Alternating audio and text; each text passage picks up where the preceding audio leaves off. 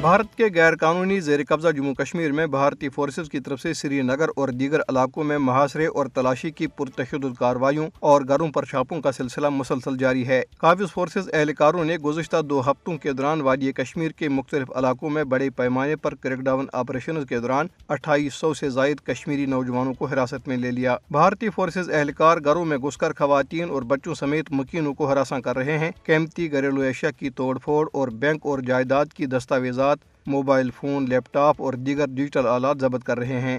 بھارتی فورسز نے ہر گلی کوچے میں چوکیاں قائم کر رہی ہیں۔ شہریوں کی نقل و حرکت پر سخت پابندیاں عائد ہیں۔ کل جماعتی حریت کانفرنس کے ترجمان ایڈوکیٹ عبدالرشید منہاس نے ایک بیان میں سری نگر اور دیگر علاقوں میں محاصرے اور تلاشی کی پرتشدد کارروائیوں، گھروں پر چھاپوں اور بلا جواز گرفتاریوں پر شدید تشویش کا اظہار کرتے ہوئے عالمی برادری سے مقبوضہ علاقے کی ابتر صورتحال کا نوٹس لینے کی اپیل کی ہے۔ ترجمان نے پاکستان اور آزاد جموں کشمیر میں رہائشی مکانات، مساجد اور مدارس سمیت آبادی والے علاقوں پر بھارتی حملوں کی شدید مذمت کرتے ہوئے اسے عالمی قوانین کی صریحاً خلاف ورزی قرار دیا۔ کل جماعتی حریت کانفرنس آزاد کشمیر شاخ نے اسلام آباد میں جاری ایک بیان میں وزیر اعظم پاکستان شہباز شریف کی طرف سے قوم سے خطاب کے دوران مسئلہ کشمیر پر 2 ٹوک اور واضح موقف کو سراہتے ہوئے اسے کشمیریوں کے جذبات کا عکاس قرار دیا ہے۔ بیان میں کہا گیا ہے کہ کشمیری اپنی بھرپور سیاسی، سفارتی اور اخلاقی حمایت پر پاکستان کے مشکور ہیں۔ بھارت نے پاکستان کے خلاف جارحیت کا سلسلہ جاری رکھتے ہوئے سندھ اور پنجاب کے مختلف علاقوں میں اسرائیلی ساختہ جدید